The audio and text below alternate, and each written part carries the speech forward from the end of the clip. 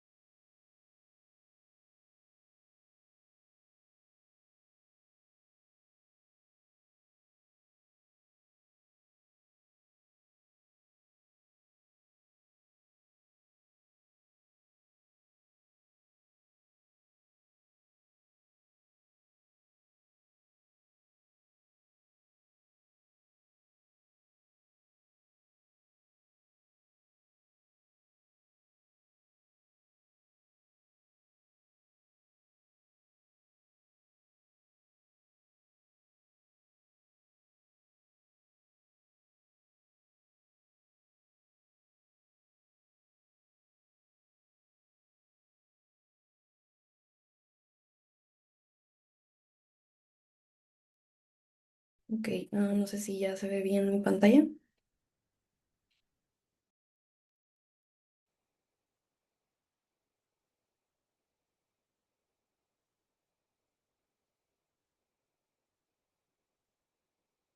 Ok, muchas gracias. Ahora sí, vamos a dar inicio a la clase del día de hoy. Hoy vamos a ver una revisión de guías del mieloma múltiple. Básicamente, pues sobre el tratamiento. Ya hemos visto previamente la clase en sí de mieloma, pero vamos a ver qué es lo que dicen las últimas guías de la NCC. Y primero que nada, quiero dar gracias a mis asesores, a la doctora Citlali González y al doctor Raúl Farfán por su apoyo en realizar esta presentación. Ahora, el artículo que vamos a revisar en su mayoría es este artículo de la National Comprehensive Cancer Network. Eh, este fue publicado en enero del 2026 y los dos principales autores son Kumar, Callender y Adekola, entre otros colaboradores. Estas guías se enfocan sobre todo en las recomendaciones diagnósticas, la estratificación del riesgo y tratamiento inicial del mieloma múltiple, que la verdad es que han cambiado bastante en los últimos años. Entonces aquí les dejo el artículo y la bibliografía. Brevemente, el mieloma múltiple es una neoplasia maligna que se caracteriza por la proliferación progresiva e incontrolable de las células plasmáticas. Estas se acumulan en la médula ósea y conducen a su falla y destrucción. Esto pues va a reflejar lo que vamos a ver en la clínica, vamos a ver anemia, vamos a ver hipercalcemia, podemos ver una lesión renal aguda, podemos ver fracturas patológicas, y bueno, estas células no únicamente se replican pues de manera patológica, sino que también pueden producir una proteína monoclonal y hasta llevar sus propias complicaciones. Ahora, esta enfermedad es más frecuente en pacientes adultos mayores, con una mediana de edad de 69 años y tiene un ligero predominio en hombres. Representa el 1% de los cánceres a nivel mundial y aproximadamente el 10% de las neoplasias hematológicas. Entre los factores de riesgo para presentar mieloma múltiple, pues se encuentran una edad avanzada y esto es debido a que pues con el tiempo hay una acumulación progresiva de un daño genético y una menor vigilancia inmunológica, además de que pues ya también hemos escuchado últimamente sobre lo pues que ahora se ha relacionado o sí, se han identificado más bien situaciones o condiciones precursoras de mieloma múltiple, como las gamapatías monoclonales de significados indeterminados, significado incierto o MGUS, también por eso que son más frecuentes con la edad y también la presencia de un mayor IMC, la exposición, sobre todo ocupacional o pues en algunas áreas geográficas, a un herbicida llamado agente naranja que fue utilizado previamente durante la guerra de Vietnam y pues eso también se ha relacionado con como sí, se ha relacionado a la presencia de las gamopatías monoclonales de significado incierto y su progresión a mieloma múltiple. Y bueno, ahora sí, lo más importante aquí, pues es la definición. Para tener un diagnóstico formal de mieloma múltiple, un diagnóstico de un mieloma múltiple activo sobre todo, el International Myeloma Working Group, que se abrevia como IMWG, que esto lo vamos a seguir viendo más adelante, pues bueno, ellos establecen que el diagnóstico se hace en un paciente que al menos tenga un evento definitorio de mieloma. Previamente nada más como no sonaba más el hecho de CRAF, pero pues ahora también cada vez más se ha demostrado que hay biomarcadores que ahora les llaman marcadores de intervención temprana o SLIM, y el acrónimo ahora se abrevia como CRAF-SLIM, que en estos, pues en la presencia de estos biomarcadores también el paciente debería recibir tratamiento a pesar de no tener todavía el daño a órgano blanco que representaba el tener CRAF. CRAF siendo pues una hipercalcemia, un calcio sérico mayor a 11, una insuficiencia o un daño renal, una creatinina mayor a 2, una anemia normocítica, normocrómica que usualmente es menor a 10, o la presencia de una o más lesión osteolítica detectadas por radiografía o resonancia magnética o un PET. Los biomarcadores, estos pues se han implementado con la intención de iniciar el tratamiento antes de que haya como tal un daño orgánico y son el 60 o más de 60% de células plasmáticas clonales en la médula ósea, la presencia de cadenas ligeras, esta al realizar la medición de cadenas ligeras en sangre pues se puede hacer un como ratio que es donde hay este, si encontramos una alteración en este ratio, podemos también encontrar estados patológicos y por eso es tener una proporción involucrada y no involucrada mayor a 100, y la presencia de una o más lesiones focales en la médula ósea y que están siendo detectadas por resonancia magnética. Esto también es de las cosas que aborda la guía, el uso de pues distintos métodos diagnósticos que yo creo que son de las cosas más importantes que nos podemos llevar de la guía como médicos internistas. No porque no debamos saber todas las cosas sobre el tratamiento que involucra el seguimiento o un paciente con mieloma múltiple, sino porque estas son las etapas donde nosotros vamos a ver a los pacientes y pues yo creo que todos estamos de acuerdo en que la forma más completa en la que podamos abordar al paciente y mandarlo con el subespecialista, pues realmente sí va a tener un impacto positivo. Y bueno, ahora nada más brevemente porque pues nos podemos poner toda una clase a hablar sobre el espectro que existe dentro de las gamapatías monoclonales desde su presentación muy temprana hasta el desarrollar un mieloma múltiple. eh, pues podríamos hablar toda una hora de eso simplemente. Aquí nada más lo importante es que hay que distinguir un mieloma múltiple de otros trastornos de las células plasmáticas para poder ahora sí determinar quién necesita iniciar tratamiento y pues cuál es el pronóstico que tiene. Eh, los diagnósticos diferenciales aquí más importantes que tenemos son la gamapatía monoclonal de significado incierto, que pues es cuando un paciente tiene una proteína monoclonal sérica menor a 30 gramos por litro, que tiene menos del 10% de células plasmáticas en la médula ósea y que no cumple con ningún evento definitorio de mieloma, que no tiene ningún criterio de daño órgano blanco o que no tiene ningún biomarcador, y el smoldering mieloma o un mieloma múltiple asintomático. Estos pues sí son un poquito más complicados ya que pueden tener una mayor carga clonal, pero no tienen como tal los biomarcadores que requieren pues ya iniciar el tratamiento. Entonces, esas son cosas que hay que tener en mente al tener una sospecha de, de un trastorno de las células plasmáticas. Y ahora, el abordaje, que son las cosas que vamos a ver, a poder identificar, sobre todo en los laboratorios que observamos en pacientes, y bueno, qué es lo que tenemos que pedir también, o sea, todos los pacientes que podamos pues llegar a tratar, que tengan dolor óseo, que tengan imágenes líticas en radiografías o en algún otro estudio de imagen, que tengan un aumento de las proteínas séricas, que tengan signos o síntomas sugestivos de una malignidad, que tengan una anemia que no podemos explicar, una hipercalcemia, ya sea sintomática o no, o una lesión renal que tampoco podemos identificar su etiología. Pues bueno, hay que empezar a buscar otros, pues como datos de alarma en sus paraclínicos. Y bueno, como les había mencionado, ya pues sí, la proliferación patológica de estas células nos puede llevar a presentar citopenias, a presentar hipogamaglobulinemia, a tener las lesiones líticas y depende de su afectación, del lugar donde se encuentra la enfermedad, podemos también observar otras cosas. Dentro de las cosas que pedimos también, siempre que estamos sospechando alguna patología hematológica, pues está el frotis de sangre periférica. En esto no es algo específico, pero sí es algo que podemos llegar a ver, y ese es el fenómeno de reloj.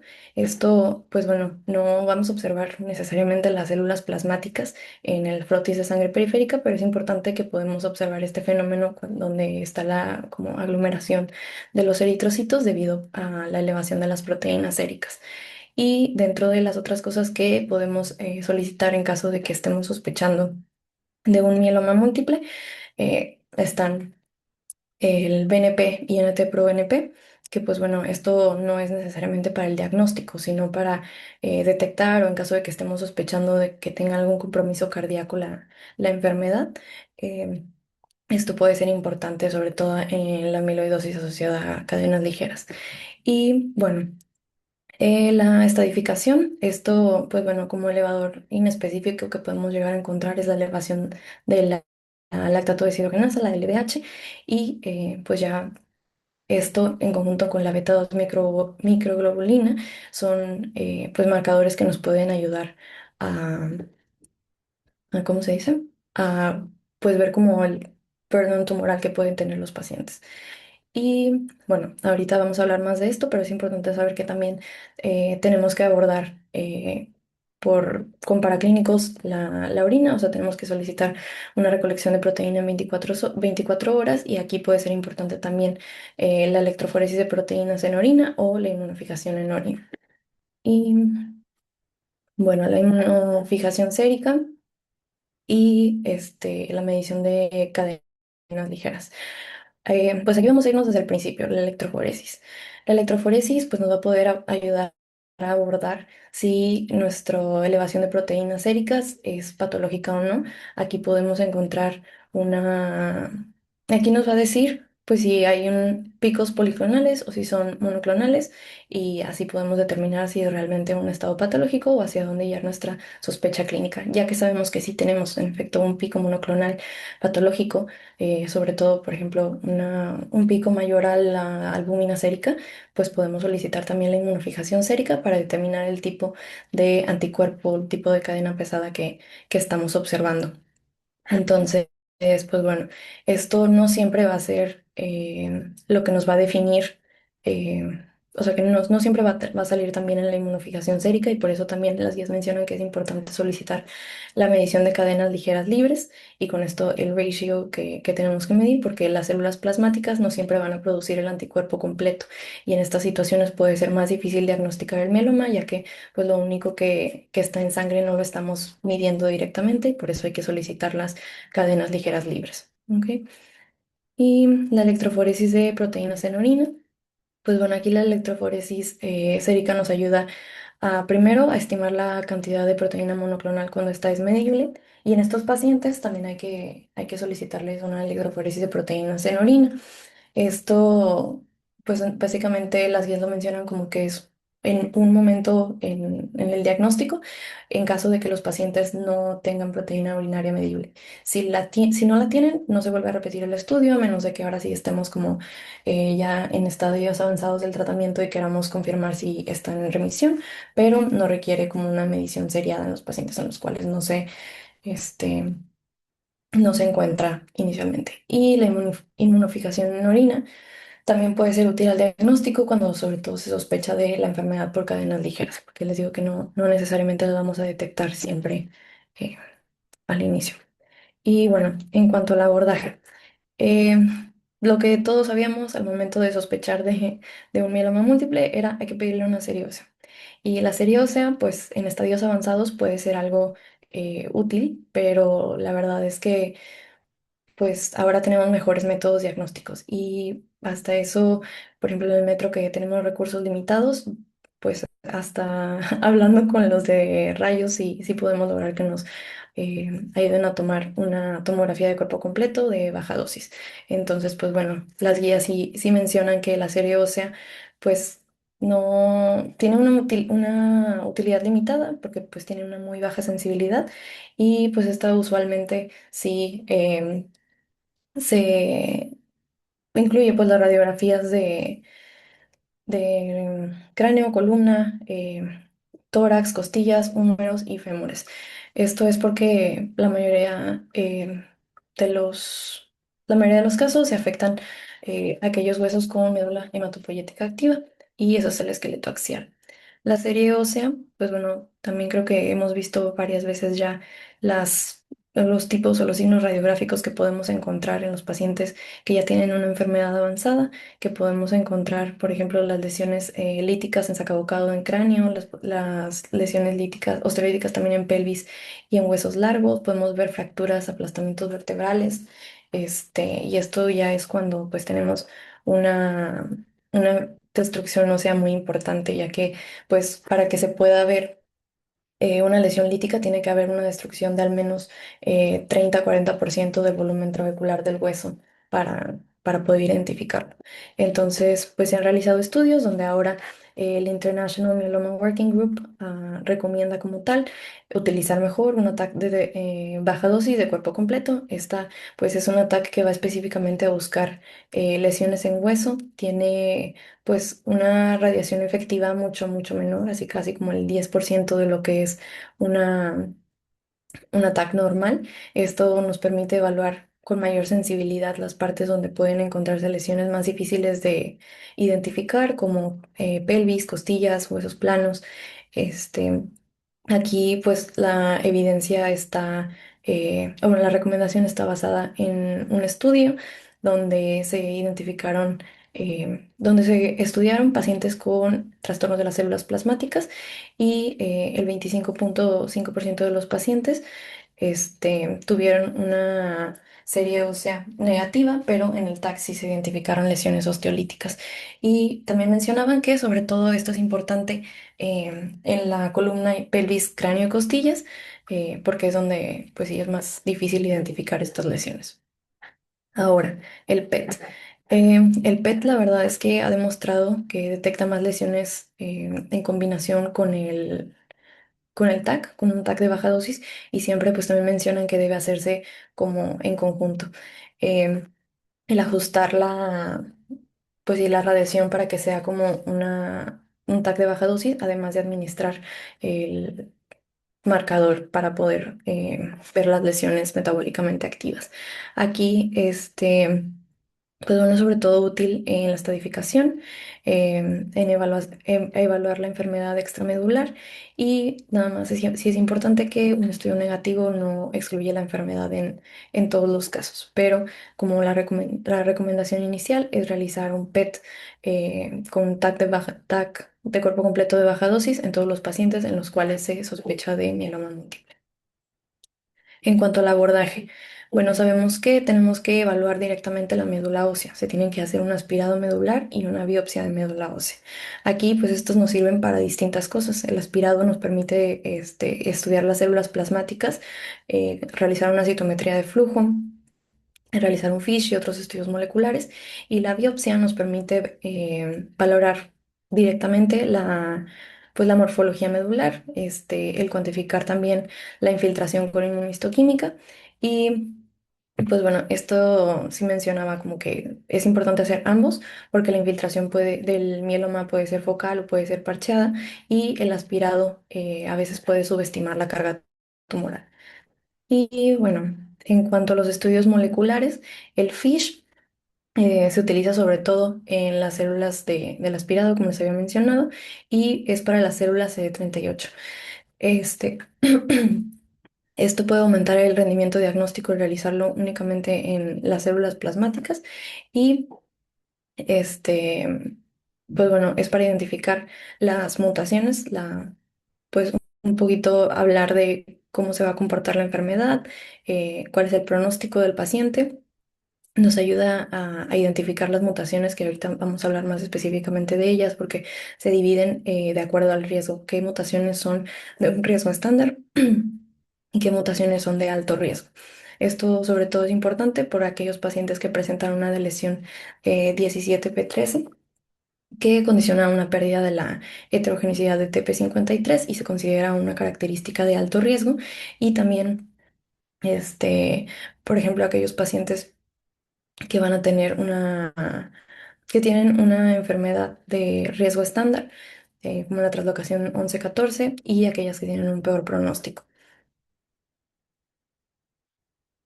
Bueno, el hablar brevemente de esto también nos lleva a algo que pues en las guías previas no se había como especificado o addressed de pues la manera más adecuada, ya que pues la mayoría de los estudios pues sí incluía a la población afroamericana, pero no, no sabían exactamente el por qué era que a estos pacientes pues les iba tan mal, ¿sí?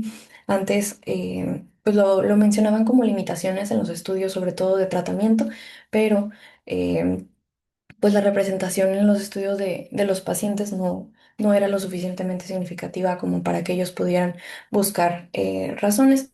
Lo que sí se sabía es que en estos pacientes tienen el mieloma múltiple una incidencia más alta y previamente pues decían una presentación clínica más severa al diagnóstico. Lo que pensaban era que era por predisposición genética y que la enfermedad era más agresiva, pero el poder realizar estos estudios de biología molecular hicieron que pues se dieran cuenta que esto no era así, o sea que realmente estos pacientes, la mayoría de las mutaciones que portaban eran las translocaciones de 11-14, 14-16 y estas mutaciones eran sobre todo para un riesgo estándar y tenían una menor incidencia de aquellas características de alto riesgo como las de lesiones del 17p y las ganancias o amplificaciones del 1Q. Esto pues se ha explicado ahora que es por una pues característica de, bueno, pues sí es por un fenotipo que son portadores la mayoría de la población afroamericana, el fenotipo Duffy, que es un fenotipo eritrocitario. Este está presente en aproximadamente un 67% de la población afroamericana y esto no condiciona ninguna enfermedad, no los hace no hace que tengan una mayor predisposición a tener infecciones o alguna otra condición, únicamente pues va a representar que estos pacientes van a tener una cuenta de neutrófilos menor a pues el resto de la población, sobre todo el resto de la población con el que se estaban comparando en los estudios de mieloma. Esto hacía que pues en los estudios vieran que los pacientes tenían neutropenia y así evitaban incluirlos ya sea en los estudios o hacían el tratamiento menos agresivo o detenían el tratamiento este, antes de que el paciente tuviera una buena respuesta a él. Entonces, por eso ahora se trata de hacer como la pues sí, el remark de que no estábamos evaluando de manera correcta a estos pacientes y no era porque tuvieran una enfermedad que no pudiera tratarse, sino porque no lo estaban midiendo, por así decirlo, con los rangos que se debía medir. Entonces, pues bueno, la guía únicamente reconoce esta limitación y menciona que deben hacerse más estudios en esta población para poder, pues, como compensar aquellas limitaciones en pues sí, la equidad del tratamiento. Y ahora, en cuanto a la estadificación. La estadificación, pues bueno, en esta tabla resumimos brevemente los principales sistemas de estadificación y del riesgo de mieloma múltiple. Y esto nos ayuda sobre todo a estimar el pronóstico, orientar la intensidad del tratamiento y el seguimiento.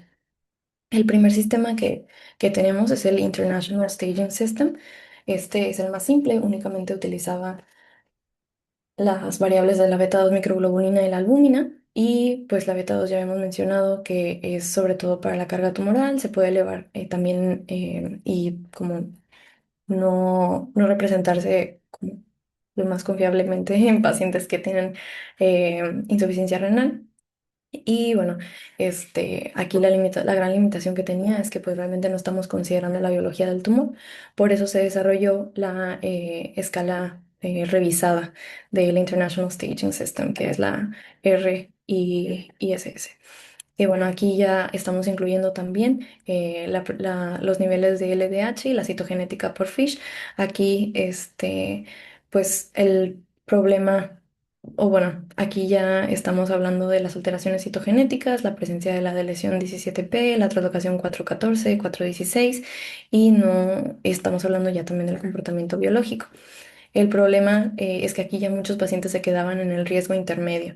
Entonces, por eso se hace una segunda revisión de esta escala, intenta resolver ese problema de que muchos pacientes quedaban como en un muy amplio, en una categoría muy amplia y ahora separa en cuatro grupos. Estas categorías de los nuevos grupos es bajo, intermedio alto y alto riesgo. Aquí el problema es que esta escala está únicamente validada en pacientes que tienen mieloma múltiple de nuevo diagnóstico y algo que pues pasa muy frecuentemente es que los pacientes cuando tienen recaídas, las mutaciones genéticas que ahora pueden estar presentando son muy distintas. Entonces, esta escala ya no nos sirve para darle seguimiento completo al paciente en caso de tener recaídas. Y la última pues es el consenso del International Myeloma Working Group, más reciente para definir como tal el mieloma de alto riesgo. Aquí el enfoque ya es algo más pues genómico. El paciente es de un riesgo estándar, simplemente si no tiene las mutaciones de alto riesgo. Y si es de alto riesgo, pues bueno, ya es como para identificar a aquellos pacientes que van a tener una biología completa o pues sí, completamente más agresiva. Y pues lo importante de conocer esta estadificación es que pues desde aquí podemos saber que cómo va a ser la enfermedad del paciente. Ahora, en cuanto a los pacientes de nuevo diagnóstico, esta es pues una de las tablas donde se sintetiza, la verdad, la mayor parte de la información a grandes rasgos de la guía. Aquí, pues bueno, lo primero es que al tener el diagnóstico de un mieloma múltiple, se deben, primero que nada, dar tratamiento de soporte, ya sea si el paciente presenta alguna complicación, ya sea una insuficiencia renal, que tenga hipercalcemia sintomática, si tiene una anemia muy severa, si se presenta con eh, dolor óseo, fracturas, infecciones.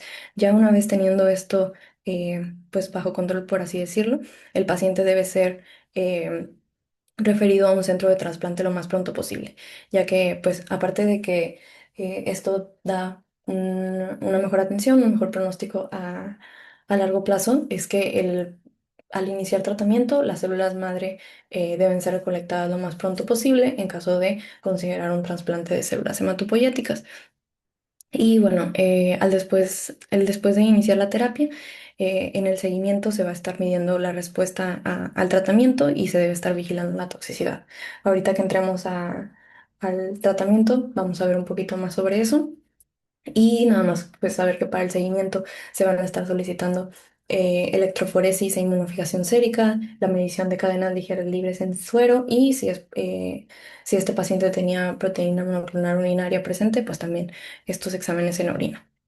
En los estudios de imagen, pues la recomendación es repetirlos el mismo que se hizo cuando se diagnosticó, aproximadamente una vez al año o en caso de presentar algún cambio en en la enfermedad que requiera otro estudio de imagen. Y bueno, ahora el trasplante autólogo de células hematopoyéticas. Antes de pues iniciar el tratamiento, se debe definir primero si el paciente es elegible a trasplante o no. Esto, pues como la edad media, bueno, pues si la mediana edad de los pacientes es a los 69 años, pues vamos a estar tratando mucho con pacientes geriátricos. Entonces, aquí la edad no es como tal un factor decisivo entre si se va a tratar al paciente o no se va a tratar al paciente. Se tiene que ver al paciente un poquito más de manera global y en esto es donde, pues la verdad, los geriatras son los expertos. Aquí probablemente la guía lo dice a grandes rasgos y menciona las escalas que se utilizan sobre todo, pero pues bueno, sí es importante definir si el paciente puede recibir el trasplante de células hematopoyéticas o no, ya que pues esto, pues bueno, es como la piedra angular del tratamiento a pesar de tener otros medicamentos. Pues sí, no, la edad no es el factor más importante, se valora el estado funcional, sobre todo con la escala de Koch, se considera que el paciente puede como sobrellevar el tratamiento de una manera adecuada si es un ECOG del 0 al 2. El hecho de tener un ECOG mayor a 3 no es necesariamente una contraindicación. O sea, esto también menciona que se puede tratar las comorbilidades o lo que sea que esté causando este estado funcional del paciente y se puede revalorar la decisión de si el paciente es candidato o no. Si el estado funcional pues, mejora de acuerdo a a alguna otra comorbilidad que tenga el paciente, podemos reevaluar esto.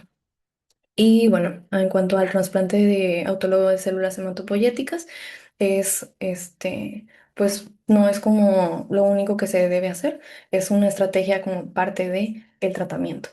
Primero el paciente que sí es candidato recibe un tratamiento de inducción, suele ser con esquemas combinados. Ahorita vamos a hablar más de eso, pero básicamente son cuatro medicamentos, los inhibidores de proteasoma, como el bortezomib, los inmunomoduladores, como la lenalidomida, esteroides, la dexametasona y los anticuerpos monoclonales anti-CD38. Esto, pues el paciente recibe aproximadamente 4 a 6 ciclos de tratamiento. Y luego se procede con la recolección de células hematopoyéticas, posteriormente se realiza el trasplante. El trasplante debe ser autólogo, se reduce, o bueno, es como lo más recomendable que sea autólogo, ya que pues reduce como, pues sí, el riesgo de que tengan reacciones adversas o enfermedad de injerto contra huésped. Y pues bueno, se ha encontrado que realizar el trasplante mejora la mediana de supervivencia, aproximadamente 12 meses. El trasplante pues se recomienda que se haga lo más temprano posible. Cuando hablamos de un trasplante temprano es después exactamente de los 4 ciclos y también se puede realizar de 4 a 6 ciclos, que es como el tratamiento estándar. Y también existe algo que mencionaban como el trasplante en tándem, que no se considera en todos los casos, pero puede ser sobre todo útil en aquellos casos en que los pacientes tengan una enfermedad muy agresiva o que también pues no haya tenido una muy buena respuesta parcial después del trasplante. Un trasplante en tándem pues es básicamente como dos trasplantes autólogos planificados. Estos son aproximadamente con una diferencia de 3 a 6 meses. O sea, el paciente recibe una dosis alta de quimioterapia, se realiza la infusión de las células hematopoyéticas, se espera un periodo de recuperación de los aproximadamente 3 a 6 meses y luego otra vez se repite este procedimiento. Y bueno. Para ahora sí hablar un poquito más de la fragilidad. Esto pues es como parte clave ya que nos va a decir qué tratamiento debe seguir el paciente. Sobre todo se mencionan un score de fragilidad del International Myeloma Working Group, la escala de Revised Myeloma Comorbidity Index y otras escalas de fragilidad, pero estas dos son como las más importantes. Aquí pues están muy completas, la verdad, tienen muchas variables. La limitación, por ejemplo, de la primera de la del International Myeloma Working Group es que tiene más tiempo, requiere más tiempo, más variables a tomar en cuenta porque pues también valora las actividades de la vida diaria, las actividades instrumentadas también, con las escalas CATS y la Tonen-Brody. Entonces, pues a pesar de que toma más tiempo, yo creo que es una de las más completas. Y también se menciona la Revised Myeloma Comorbidity Index, porque también aquí en esta se incluyen la función renal, la función pulmonar, si tiene un estado funcional. Y pues bueno, también esto sí mencionó de que, ok, ya tenemos las escalas con las cuales lo vamos a medir. Ahora, ¿cómo lo vamos a interpretar? Divide básicamente en tres. Si el paciente es como fit, si el paciente está en un punto intermedio o si el paciente es frágil. Un estado frágil no significa de que no va ¿cómo se dice? No va a tratarse, o sea, simplemente tenemos que buscar tratamientos que puedan adaptarse un poquito más a la condición que está limitando pues su score y un intermediate también puede mejorar o no al mejorar el estado funcional del paciente y reevaluar el tratamiento que se va a seguir. Las comorbilidades. Ahora, pues sí habíamos visto lo del ECOG, que básicamente sabemos que un paciente puede ser candidato a trasplante del 0 al 2 de las categorías. Las comorbilidades no son no son contraindicaciones absolutas del tratamiento que vamos a dar únicamente. Pues nos habla de con qué tenemos que tener más cuidado. Por ejemplo, la insuficiencia renal, si se van a ajustar dosis de medicamentos, el hecho de que tenemos que evitar nefrotóxicos, si el paciente tiene una cardiopatía o hay una sospecha de amiloidosis también cardíaca, que tenemos que evaluar esto antes de iniciar cualquier tratamiento, que tenemos que también tener cuidado con algunos de los, por ejemplo, inhibidores de proteasoma como el carfilzomib. En aquellos pacientes que ya tienen neuropatía periférica, también tenemos que tener cuidado ya que el uso de bortezomib pues, se ha asociado también con el desarrollo de neuropatía periférica y aunque sabemos ahora que también la administración subcutánea nos ayuda a disminuir como la presentación o la intensidad de este efecto adverso, pues no, también tenemos que individualizar en cada uno de los casos. Y pues también el hecho de si el paciente tiene una enfermedad de diabetes controlada o no controlada, eh, y pues bueno, también qué tan vulnerable puede ser el paciente a presentar infecciones, ya sea por alguna condición que tenga pulmonar o si tiene un alto riesgo de trombótico o hemorrágico. Ahora, candidatos, los pacientes que sabemos que son candidatos a trasplante de células hematopoyéticas. Esto sobre todo la guía, la verdad es que la guía está muy completa y habla de todas las situaciones en las que eh, podemos ver si los pacientes son candidatos o no, en qué momentos son candidatos, pero vamos a enfocarnos sobre todo en aquellos pacientes de nuevo diagnóstico que son candidatos a trasplantes, porque también es donde hay más estudios y están los hallazgos más relevantes. Aquí, pues como lo más nuevo es que se utilizan los esquemas de inducción de cuatro fármacos. Antes solamente estaba la terapia triple, que eran bortezomib, lenalidomida y la dexametasona. Y ahora tenemos la adición del los anticuerpos monoclonales, que pues realmente sí han cambiado o bueno, el comportamiento, los outcomes de la enfermedad.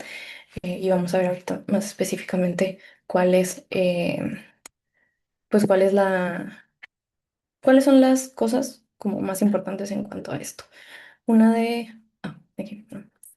Em, Antes de ya pues mencionar los estudios más específicos, pues bueno, la terapia triple, los inhibidores de proteasoma, los inmunomoduladores y los esteroides, sí tenían una buena respuesta, pero siempre era como que había menos opciones a una vez que los pacientes tuvieran alguna recaída y el hecho de poder estudiar una enfermedad mínima residual todavía era algo que limitaba bastante los tratamientos.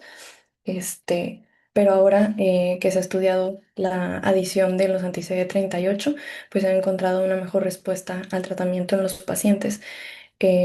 Los anticuerpos monoclonales, que son daratumumab e isatuximab, pues sobre todo van contra van contra CD38 que se expresan en las células plasmáticas malignas y ayudan a destruir o atacar estas células por distintos mecanismos, ya sea citotoxicidad dependiente del complemento celular o anticuerpos, una fagocitosis mediada por anticuerpos, apoptosis, modulación del microambiente inmune. Esto, pues bueno, o ha dado resultados de una respuesta al tratamiento más profunda desde la inducción. O sea, se han estudiado con la adición de este medicamento desde la fase de inducción y también se ha asociado con una mayor probabilidad de una respuesta completa a tratamiento, de negatividad de la enfermedad mínima residual y un control más prolongado. Específicamente, daratumumab. El daratumumab en pacientes que son candidatos a trasplantes de reciente diagnóstico. Los dos estudios principales son el estudio Perseus y el estudio Griffin. El Perseus es una fase 3, Griffin es una fase 2. Han estudiado cosas distintas. El Perseus sobre todo, era como el hecho de que si la visión del daratumumab mejoraba pues los desenlaces desde tenerlo en la inducción, el trasplante, consolidación y el mantenimiento. Y el Griffin era sobre todo si el daratumumab aumentaba la profundidad de la respuesta. Y las poblaciones en las que se estudió pues eran básicamente similares, eran pacientes con una edad de 18 a 70 años que tenían un ECOG de 0 a 2 y pues bueno, estos estudios encontraron el Perseus que, pues bueno, a casi 4 años del seguimiento, la supervivencia libre de progresión de la enfermedad en aquellos pacientes que recibían daratumumab agregado al esquema triple era de un 84,3% comparado con un 67,7% que era el del esquema previo. Esto pues representa una reducción aproximada del 58% en el riesgo de progresión o de muerte. Y pues bueno, aquí también encontraron que no solamente se retrasaba la progresión, sino que también tenía unas respuestas al tratamiento más profundas. Em, Tenía una mayor tasa de respuesta completa o una mayor proporción de pacientes con una menor enfermedad mínima residual o una enfermedad mínima residual negativa. En cuanto al Griffin, pues bueno, aunque este estudio era más pequeño, pues también me mostró resultados consistentes en cuanto a que los pacientes tenían una mayor respuesta completa, una enfermedad mínima residual negativa y una supervivencia libre de progresión. Esto es sobre todo en aquellos pacientes de nuevo diagnóstico y candidatos a trasplantes, por lo que ahora la recomendación de nivel 1 es esta terapia, la terapia cuádruple. En cuanto al isatuximab, este pues está respaldado por otro estudio, que es un estudio alemán. En este también eran pacientes de nuevo diagnóstico que eran candidatos a trasplantes y se encontró que el agregar el isatuximab aumentaba la presencia de enfermedad mínima residual negativa post-inducción de un 50% a lo que se tenía antes con únicamente el esquema triple de un 36% y tiene mayor respuesta completa. Además que después del trasplante también seguía teniendo una mejor respuesta con este esquema, tenían una una enfermedad mínima residual negativa en un 66% comparado con un 48%. Y también pues este esquema demostró un beneficio en la supervivencia libre de progresión comparado con el esquema triple previamente utilizado.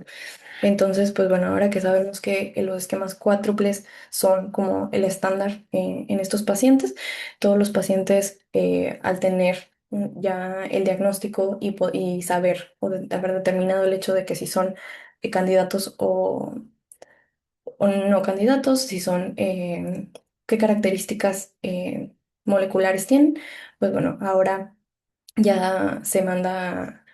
digo, se inicia el tratamiento con inducción y se define cuántos ciclos deben de tener para ya ahora sí realizar el trasplante y luego continuar con las fases de mantenimiento y consolidación. En aquellos pacientes que no son candidatos.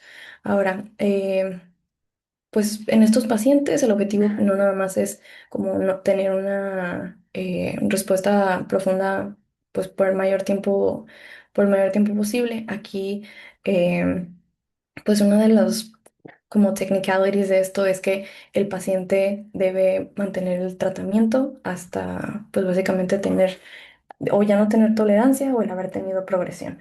Pero también se ha encontrado que la adición de los anti-CD38 en estos pacientes pueden tener un efecto benéfico, sobre todo con el estudio Maya, que también un estudio fase 3 en aquellos pacientes que no eran candidatos a trasplantes, pero también eran pacientes de nuevo diagnóstico, la adición del daratumumab con el esquema previo de con el esquema previo, tenía una mejora importante en la supervivencia libre de progresión y de una mediana de 61,9 meses contra 34 meses y una mejoría también en la supervivencia global. Ahora, hay otras technicalities en cuanto a que si los pacientes son o qué comorbilidades tienen los pacientes, si el paciente es frágil, aquí es donde ya se empiezan a hacer los ajustes en cuanto a qué medicamentos se deben dar, qué medicamentos se deben como hold back, al menos hasta que mejore estas condiciones. Y bueno, aquí pues estoy ganando el tiempo y creo que ya nos vamos a ir un poquito más rápido, pero básicamente el esquema de daratumumab con el esquema igual, cuádruple daratumumab, bortezomib, dexametasona y lenalidomida también puede ser, también se puede dar en pacientes que no fueron candidatos al trasplante y tiene una buena eficacia, tiene también como una eficacia sostenida, o sea, no nada más al inicio de dar el tratamiento. Y lo que también fue importante en estos estudios es que sí tienen efectos adversos y uno pensaría que probablemente la adición de un cuarto medicamento puede ser como aumentar la presencia de efectos adversos, pero pues no, los estudios no son concluyentes en cuanto a esto y por eso también en algunos pacientes que no tengan contraindicación para recibir el esquema cuádruple es también la recomendación nivel 1. Aquí, bueno, los pacientes que no son candidatos a trasplantes, de acuerdo a las características biológicas, el paciente es frágil, no es frágil, pues ya sabemos si podemos ir un poquito más intensos con un esquema cuádruple o si tenemos que aguantarlo e ir con un esquema triple todavía. Y pues reevaluar al momento de ser necesario. Em, Aquí las situaciones especiales. Pues bueno, los pacientes frágiles, sobre todo, se prefieren esquemas ajustados que pueden ayudar a mejorar la tolerabilidad, sobre todo en pacientes con insuficiencia renal. Se priorizan otros esquemas con otros medicamentos para pues no afectar esto y ver si es algo, en caso de que sea algo transitorio por el reciente diagnóstico de la enfermedad, luego poder ajustar el tratamiento, más no el como retrasarlo. Y también, por ejemplo, si el paciente no puede tomar los medicamentos o si no se pueden administrar intravenoso, pues también que puedan ser con pastillas. Eso sobre todo em, en, en ciertas como complicaciones logísticas, pero bueno, aquí nada más importante mencionar que en pacientes con insuficiencia renal, el bortezomib puede ser una buena opción, ya que pues, no requiere ajuste renal importante, ayuda a reducir también la producción de cadenas ligeras y así poder intentar mejorar un poco la función renal. Y pues bueno, el objetivo es sobre todo disminuir la toxicidad que pueda tener el tratamiento. Ahora, en cuanto al mantenimiento, pues el objetivo de la terapia de mantenimiento es prolongar la respuesta que se ha tenido al tratamiento y retrasar la progresión. Esto pues ha sido algo muy interesante por los nuevos estudios que han demostrado un tiempo de respuesta más prolongado porque pues incluso se habla de que de una posibilidad de, no, de que ya no sea como una enfermedad crónica, que pueda en algún momento hablarse de la cura. Eh, Aquí, pues bueno, todavía estamos hablando de medicamentos que nos ayudan a mantenerlo o a retrasar pues, sí, la progresión del tratamiento. Eh, Aquí la lenalidomida sigue siendo el medicamento preferido, todavía categoría uno, pero también en pacientes de alto riesgo ya recomiendan utilizar el mantenimiento con dos fármacos y estos pueden ser daratumumab con lenalidomida o carfilzomib con lenalidomida.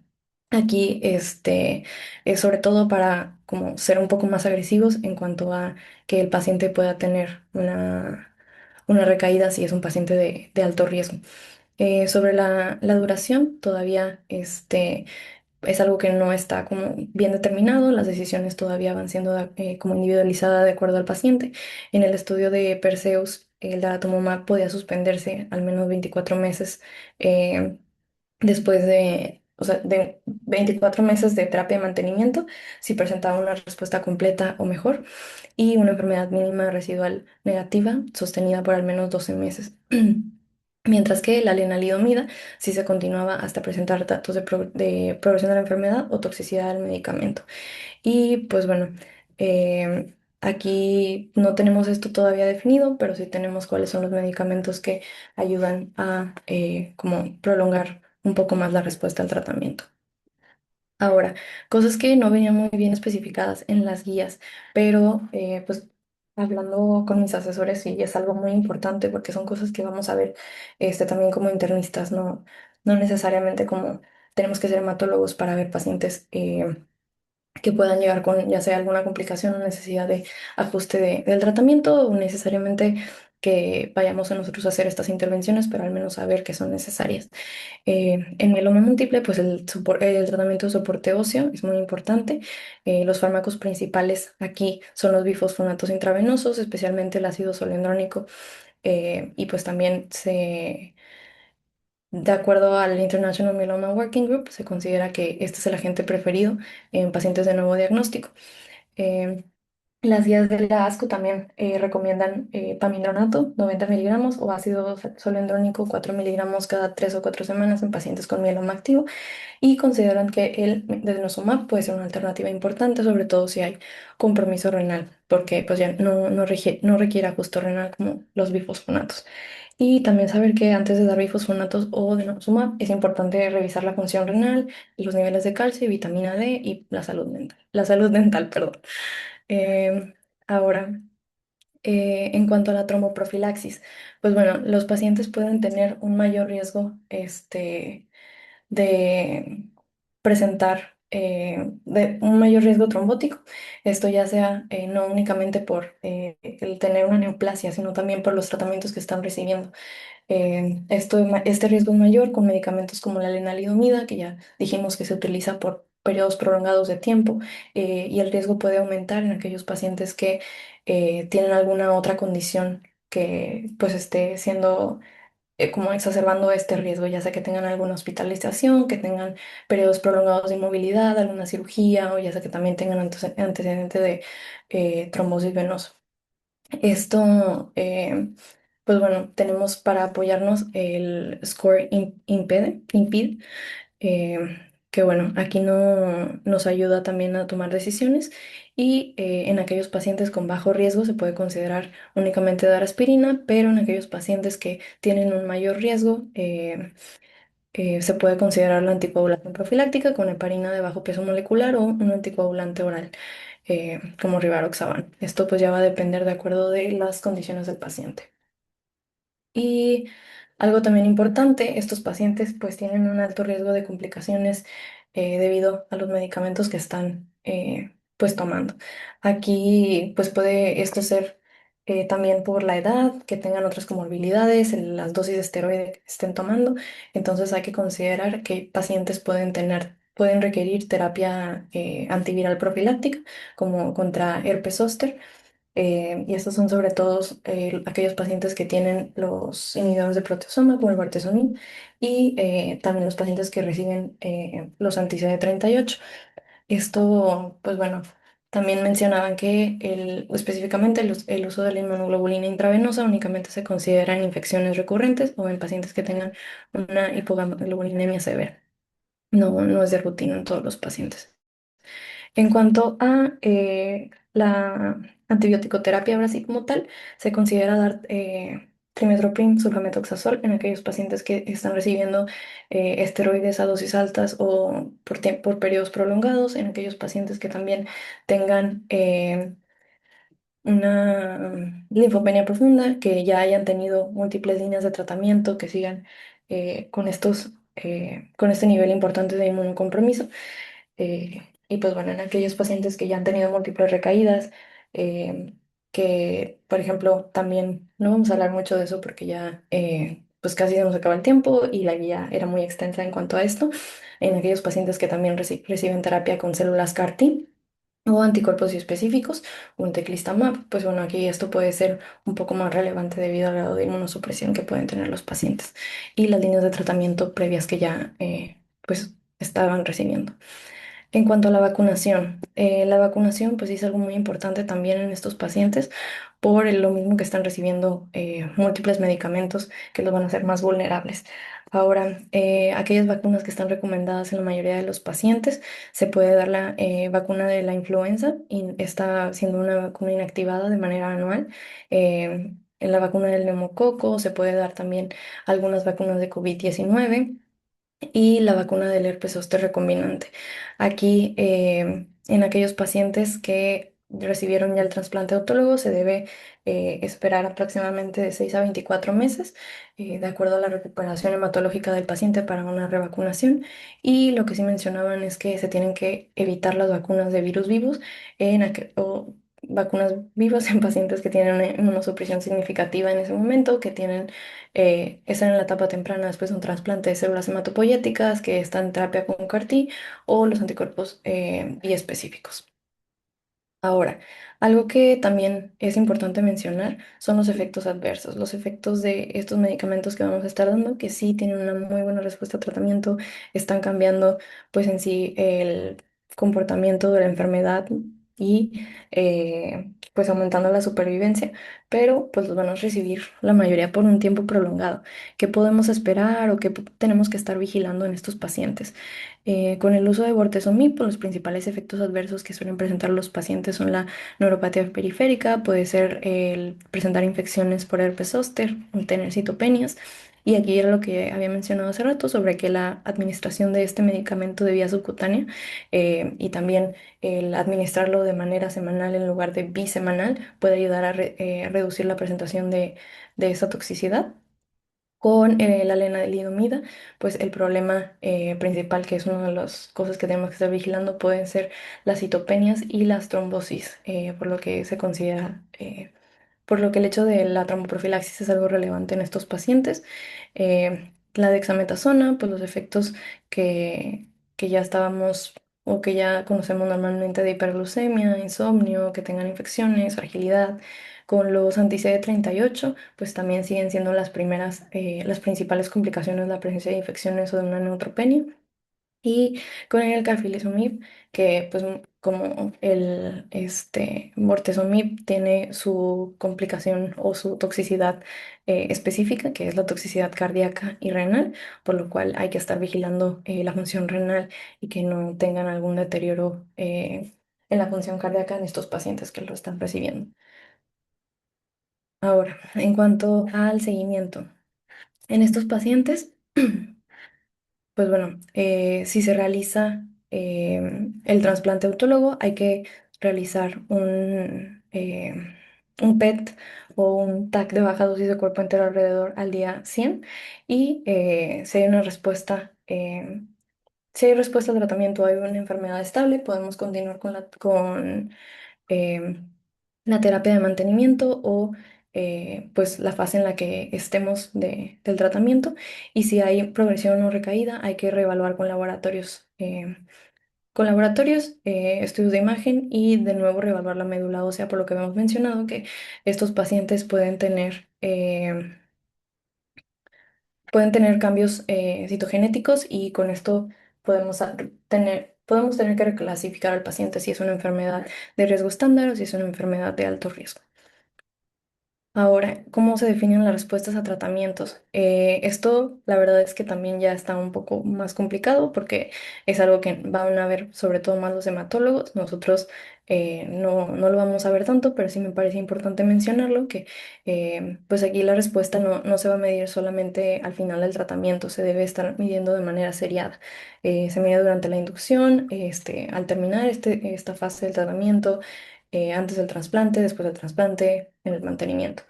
Eh, Durante la inducción tenemos que estar buscando si la proteína monoclonal está disminuyendo, si el paciente no está tolerando el tratamiento.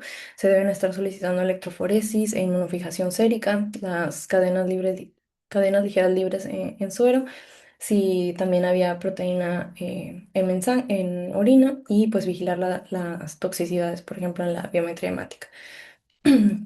Antes del trasplante, pues se debe clasificar la respuesta, una respuesta parcial cuando hay una reducción significativa de la proteína monoclonal, pero todavía hay enfermedad medible. Cuando tenemos una muy buena respuesta parcial es cuando hay una respuesta eh, profunda, o sea, tenemos proteína M todavía detectable por inmunofijación, pero no detectable en la electroforesis o que tenga esta una reducción de más del 90% del componente monoclonal. Las respuestas completas, que haya una inmunofijación sérica y urinaria negativa, que tenga desaparición en caso de tener plasmocitomas de los tejidos blandos, que tenga menos del 5% de células plasmáticas en médula ósea, una respuesta completa estricta, que tenga una relación de cadenas ligeras libres normal ahora, que tenga ausencia de células plasmáticas clonales por inmunistoquímica y la enfermedad mínima residual medible. Pues bueno, esto va a ser más importante sobre todo al seguimiento y ha sido importante al medir la respuesta a los nuevos tratamientos. Pero esto o este término no sustituye el tener una valoración clínica periódica. Ahora, la enfermedad mínima residual. Permítame un momento.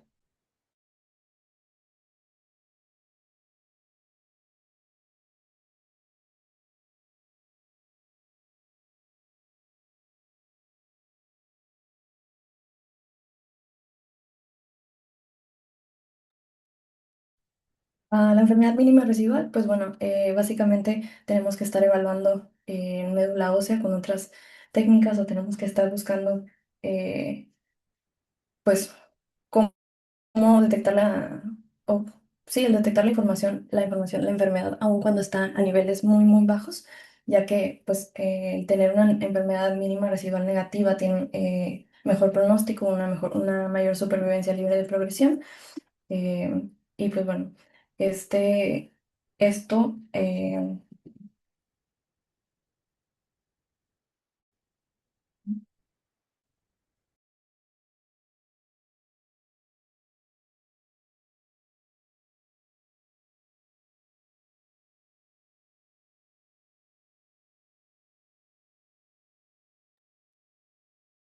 así.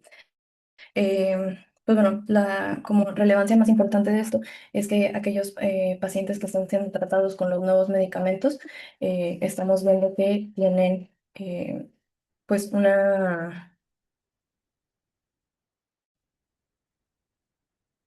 que tienen una respuesta más profunda y con mejores outcomes para mantener esta respuesta totalmente indetectable. Se mide principalmente con técnicas como el NGS, tiene una muy buena sensibilidad para detectar la enfermedad y pues la mayoría de los estudios se basan en la respuesta de una enfermedad mínima residual negativa para tenerlo como criterio de desescalar tratamiento. Y pues bueno, esto todavía sigue siendo muy, muy estudiado, ya que pues, los estudios citogenéticos, eh, por ejemplo, las características de alto riesgo todavía tienen como el rol a determinar en esta. en este criterio de desescalar tratamientos. Si un paciente con una citogenética de alto riesgo tiene una enfermedad mínima residual negativa, ¿por cuánto tiempo debe mantener todavía la terapia al tener las características de alto riesgo?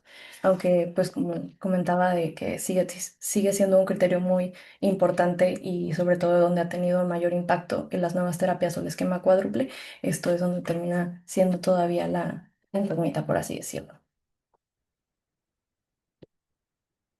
Y ahora, en cuanto a la enfermedad refractaria, esto todavía pues está un poco más clavado pues, para médicos internistas, pero pues bueno, esto sobre todo eh, con las nuevas terapias que existen. Aquí los nuevos medicamentos que tenemos son muy buenos, pero también se ha como presentado la incógnita de, y ahora de que si los medicamentos, si la enfermedad se hace resistente a estos medicamentos, pues ¿qué sigue? O sea, ¿en qué momento nos estamos quedando sin herramientas para tratar la enfermedad? Aquí, pues bueno, se utiliza la regla de los 6 meses, primero que nada, para definir si la recaída es resistente a tratamiento o no. Eh, si la regla de los 6 meses es básicamente que si han pasado más de 6 meses de que recibió el último tratamiento y el cáncer vuelve, pues se considera todavía que el cáncer es sensible a este medicamento y se puede reutilizar el tratamiento previamente utilizado, pero si este regresa antes de los 6 meses, ahora sí se considera como una enfermedad refractaria y se deben buscar otras clases de medicamentos que no se hayan utilizado antes. eh, por ejemplo, la palidomida, el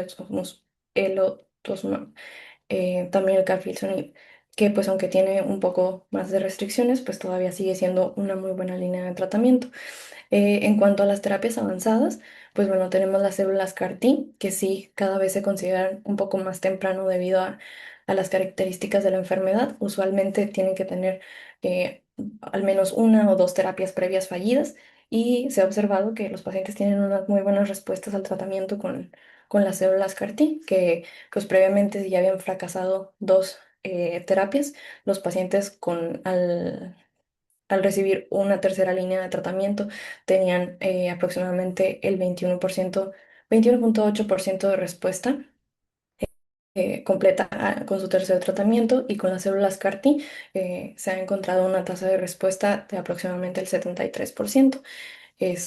Y también, pues bueno, esta terapia con células CAR-T presenta también la limitación de que, bueno, ¿y qué vamos a hacer ahora cuando las células CAR-T pues también ya no puedan, cuando la enfermedad se vuelva resistente a las células CAR-T? Entonces, pues bueno, la verdad es que las guías terminan haciendo muchas combinaciones de los medicamentos.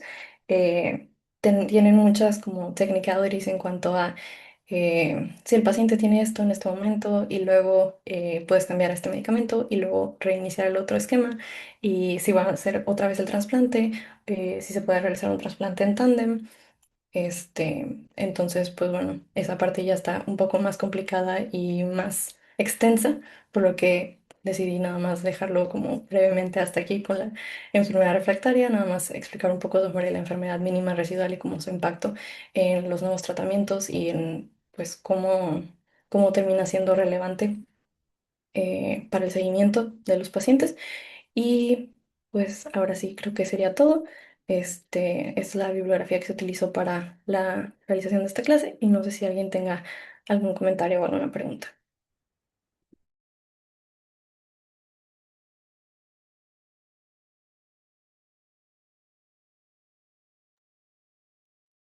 Diana, pues nada más para felicitarte porque es un tema sumamente complejo y que está en constante cambio. Al final de cuentas, lo que a nosotros nos interesa como internistas es quizás determinar, conocer los esquemas de tratamiento y pues el resto de las cosas es importante conocer los puntos de corte y sobre todo qué es lo que tenemos que esperar al administrar ciertos medicamentos porque nos puede llegar ciertos efectos adversos que son propios de la enfermedad y también dependiendo de cada una de las terapéuticas utilizadas de lo que vamos a encontrar. En ese contexto, por ejemplo, las nuevas terapias que son los BiTEs, que son los T-cell engagers, como lo pueden ser los anticuerpos biespecíficos, como el talquetamab,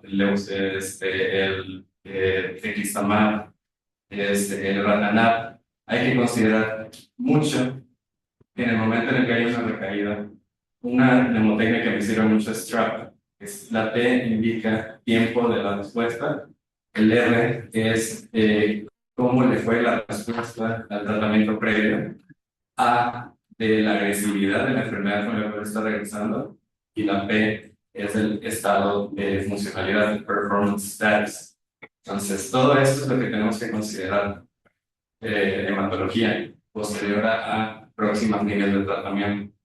Entonces, y tú misma dijiste, si un paciente tuvo una muy buena respuesta, diciendo muy buena respuesta, o una que sea una stringent complete response o una enfermedad medible residual que dependiendo del tipo de o máquina que se use, ya sea que sea citometría de flujo de múltiples colores versus NGS va a ser el punto de corte, siendo la primera menos de 0.5 y la otra menos de 0.6. Eso nos puede decir a la larga qué tan probable es que pueda haber una recaída. Entonces, y dependiendo de cada uno de los medicamentos que estemos viendo o considerando en la terapéutica, van a ser muchas de las alteraciones que vamos a presentar. Por ejemplo, ahorita tú mencionas muy bien IDE, CEL y el otro que es también anti-BCMA. Como has mencionado, todas estas CAR-T están diseñadas para poder atacar a un antígeno particular. Estas dos que mencionas son anti-BCMA. Entonces, ¿qué pasa cuando recae un paciente que ya tiene una resistencia a BCMA? Tenemos otras dianas y tenemos que intentar también terapias puente para poder reducir la carga tumoral para que a posteriori no tengamos efectos adversos más severos. Porque ¿cuál crees que es o cuál creen que es el efecto adverso más frecuente en la carga tumoral cuando estamos, no sé, un tarquetamab o un teclistamab? Esto es pregunta para R menos.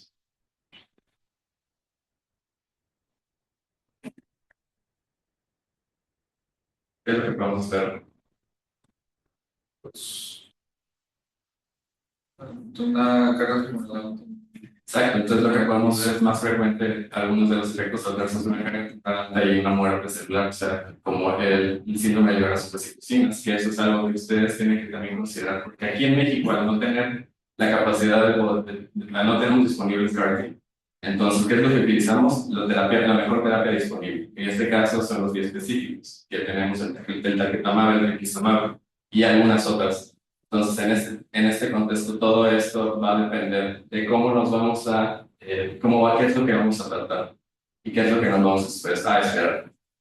Muchas veces se dan terapias puente para evitar este tipo de problemas. Utilizamos algunas venas de medicamentos que no son que no se hayan utilizado previamente, o como el mismo, si una mnemotecnia lo dice, el tiempo de la respuesta. Si un paciente recae después de un año, incluso puede considerar iniciarse la BRD más trasplante. Si cayó antes de eso, pues tenemos que considerar ya es resistente a lo que tiene ahorita. Si es un paciente con mantenimiento que fue de bajo riesgo, va a estar con lenalidomida. Entonces podemos pensar que ese inmunomodulador ya no funciona. Podemos utilizar pomalidomida y o otras opciones. Entonces, la terapéutica del mieloma múltiple es algo que está cambiando brutalmente y cada día más frecuente se están presentando sus medicamentos en la terapia más cercana debido a las respuestas tan profundas que tienen. Entonces, yo creo que esto también lo puede comentar el doctor Elías, y vi que estaba aquí conectado, pero él tiene muchísima más experiencia en esto. Pero al menos lo que yo pude observar en el clínico es cómo tratan de utilizar las terapias escalonadas, siempre tratando de evitar como la repetición de los antígenos para evitar que se vuelva resistente a eso. Y sobre todo la monitorización. A posteriori, esto ya es de hematología, tienen que estar vigilando ciertas cosas como los Sí, ICAMs. buenos días. Buenos Vale. días, ¿me escuchan? Sí. Sí, yo creo que ahorita no hay que perdernos tanto en los tecnicismos de los fármacos en sí. O sea, básicamente los mensajes, es una guía muy extensa, aparte ya nos pasamos bastante de tiempo. Entonces, nada más mensajes importantes. Estos pacientes no no hay ahorita ya un límite por edad para hacer un trasplante. O sea, son candidatos, realmente casi todos son candidatos a trasplante. Esa definición de candidatos a trasplante y no candidatos a trasplante es muy ambigua y arbitraria en toda la literatura. O sea, y realmente incluso en los mismos estudios batallan mucho para definirla. Lo tratan de basar en comorbilidades y edades, pero la realidad de las cosas es que es muy variable a lo largo de todos los estudios. Entonces, y la otra cosa importante es el candidato que llega inicialmente, digo, perdón, el paciente que llega inicialmente como no candidato a trasplante, con el tratamiento a veces puede volverse candidato a trasplante. O sea, no es algo fijo, es algo dinámico. El mismo tratamiento de la enfermedad mejora muchas de las complicaciones propias de la enfermedad, el daño renal, etcétera, y hay bastante buena literatura incluso de trasplantes en pacientes con enfermedad renal crónica etapa 4 y etapa 5. Entonces, insisto, es muy contado, son muy pocos los pacientes que realmente no movemos a trasplante o que no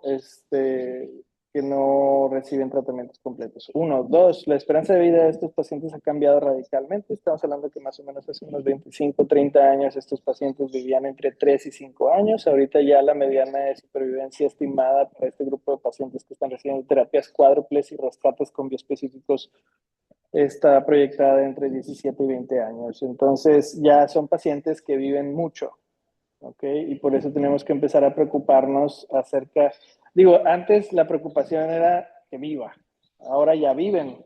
Entonces ahora la siguiente preocupación es cómo manejamos todos los efectos secundarios propios de los fármacos y todo pues, el deterioro funcional que a veces acompaña a esta enfermedad y cómo abordamos la parte psicológica, física, y pues de comorbilidades asociadas al tratamiento en estos pacientes que ahora ya viven muchísimo más. O sea, yo ya tengo pacientes de 12 años, 13 años de evolución y que pues no se ve como para cuándo la enfermedad vaya a acabar con ellos, si siguen y siguen, entonces pues, pero tienen complicaciones propias, diarreas crónicas, neuropatía, etcétera, todo lo que ya se mencionó, no me voy a clavar en eso. Y ahí es en la parte en la que entran todas las demás especialidades, porque ya el manejo de muchas de estas complicaciones asociadas a estos fármacos y a estas enfermedades a largo plazo, pueden ser vistas por dermatólogos, reumatólogos, neurólogos, gastroenterólogos. Y el problema es que, pues, como es algo relativamente reciente que estas personas están viviendo tanto tiempo, no hay mucha experiencia en el mercado laboral de las subespecialidades para el manejo de estas complicaciones. Entonces hay que formarse, insisto, ustedes que son las nuevas generaciones, en el manejo de de estos pacientes a largo plazo, porque son los que también van a estar llegando a consultar. Y pues nada más, ya no comemos más tiempo. Yo creo que avanzamos a la entrega.